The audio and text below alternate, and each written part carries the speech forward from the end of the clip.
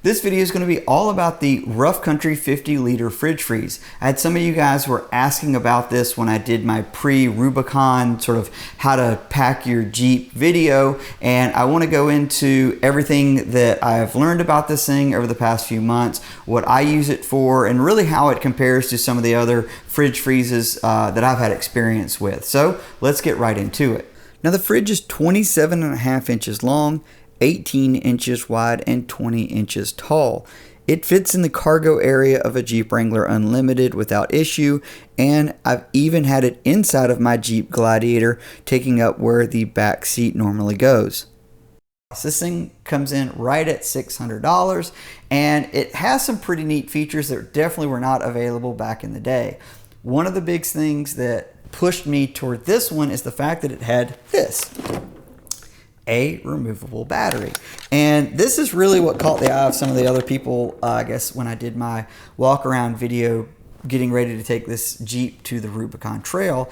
And they were asking, how long does it really last? What's been your experience with it? Because this cooler is a 50 liters, got the wheels, it's portable, and it's a little bit more expensive than Rough Country's other kind of smaller version of this. It's just a 45 liter cooler, and that thing's about 445 bucks. So a lot of people have asked me, like, is it worth it to get the one with the battery? Like, the wheels are neat if you want to make it portable, really makes it nice when this thing is loaded down, but is the battery worth it? That's the question that I keep getting. And let's dive right into that. So Rough Country says you get between 4 and 24 hours of a charge out of this battery. It takes about 8 hours from this thing being completely depleted to full. That's what they say, and that's about what I have found. Now, to power this cooler, it's kind of nice. You actually don't have to have the battery in it. It works independent of this. So you just take it out. You can still plug it into an AC port. It works perfectly fine. Or you can plug it into a cigarette lighter into your car, and it works fine. Going out to places like going to the beach and having this thing where it's just running off of this power, and it's 90 degrees out and cooking, and this thing is black and it's just getting a ton of heat. My experience is you get about 5 hours of full charge on it, and that is with this thing blaring in the sun and being hot. So that is pretty good. I mean, we usually don't stay at the beach much longer than 5 hours with my two small kids, so that's about right for us. And it usually is set at about 32 degrees. I use this thing more as a refrigerator than I do a freezer. In a camping scenario, however, I have found that it does much better. So as I mentioned before, I just got back from this big 6,200 mile Rubicon trip. There'll be videos on all that stuff coming soon.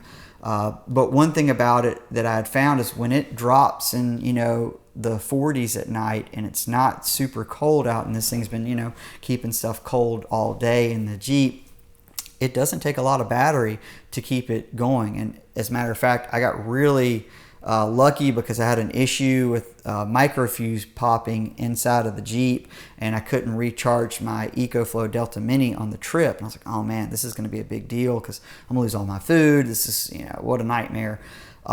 Thankfully, it was so cool on the trip that I could keep this thing plugged in to my inverter during the day, and then at night it could run off of this battery, and it never depleted the battery. It actually worked really well all the way up until the last night coming home. So we were on the trail for 3 days. I took about 4 days to drive out there and only took 3 days coming back. It was pretty brutal. And on that last night, we stopped somewhere in Tennessee, and I just had a feeling. I was like, man, it's so hot and humid. I doubt this cooler is going to be kicking. And so we slept for about 7 hours, got up in the morning, and the battery had been depleted. The cooler was about 42 degrees at that point, so it was still pretty cold. So I don't know how quickly this thing depleted, but that's been my real world scenario with it. If you're just pulling it out for a backyard barbecue and you just wanted to put a bunch of drinks in it to keep it cold for your friends, put it under a shade tree, you can probably get 6 or 7 hours out of it, depending on if you can keep the cooler basically out of blaring sun.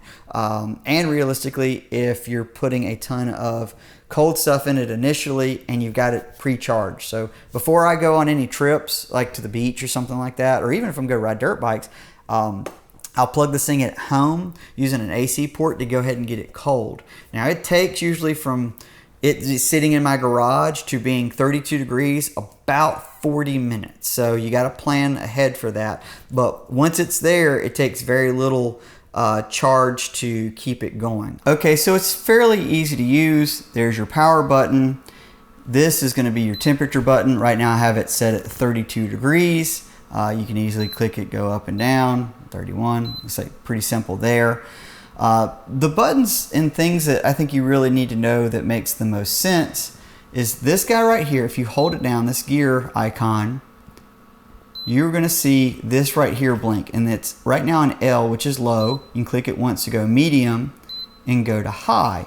Now this is all about the power input and basically the level that the cooler is looking for coming into it. Now, if you put this thing on high and it's running just off of the small battery in the back, what you may find, and I have found this, is that the cooler will think that the battery is too low and it'll actually shut off the cooler, and you'll get like an error code for it, and it's basically meant to preserve your car's battery so it doesn't run your car battery down and you can't crank it up. So now I keep it on low, that way whenever I turn off the vehicle and it goes to just the battery power in the back, I don't have to worry about it. Now you'll see it says max right there. If you click it again, it'll blink and you can go to eco or max. I always keep it on max, and all that is doing is you're basically saying I want it to get as cold as quickly as possible. You know, I just plugged it in the garage, and as you see here, it's blinking. That means that it's saying, hey, the battery's a little low, we're going to go ahead and charge the battery up. And so it's currently charging the battery and taking the cooler down. Now, Rough Country states that it prefers and recommends that you actually charge the battery with the fridge off. Sometimes that obviously isn't going to work, but you can run this cooler without the battery in the back, so that's not a big deal. Now, let me show you what kind of power this thing actually draws.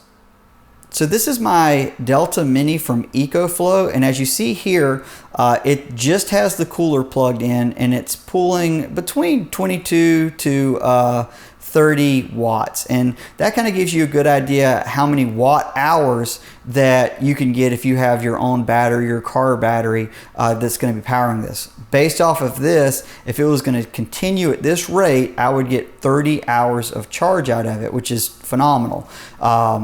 It's not going to continue at this rate because it's basically going to get to operating temperature, which I have it set at 32, and it's going to stop pulling watts altogether.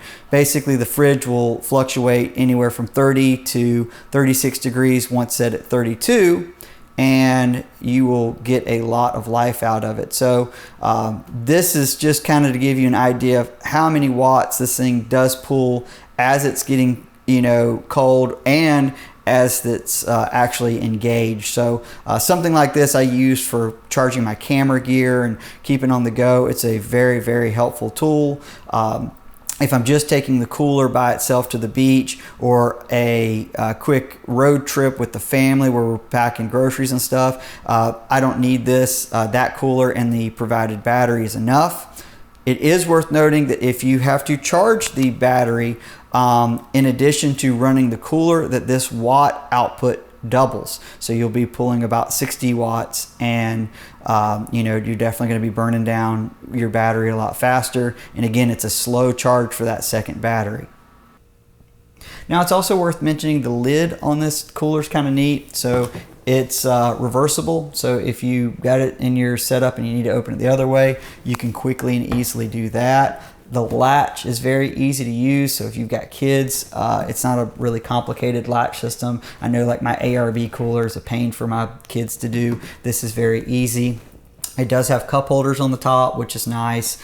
And overall, like, it does have a cutting board. I don't really use that, but it's a nice feature that comes with it. But it's just a nice sturdy cooler. It hasn't like come apart. No plastic is popped on it. You know, I haven't been particularly easy on it. This thing goes to the beach and all these different trips and kind of gets beat around, but it's holding up very well. You know, I've had this thing, like I say, for most of the summer, and you know, now we're starting to move into the later months of the year, and I'm happy with it. So if you got any questions, just put them in the comments below. I just wanted to make this video because I had so many questions about it, and hopefully you guys found this helpful and informative.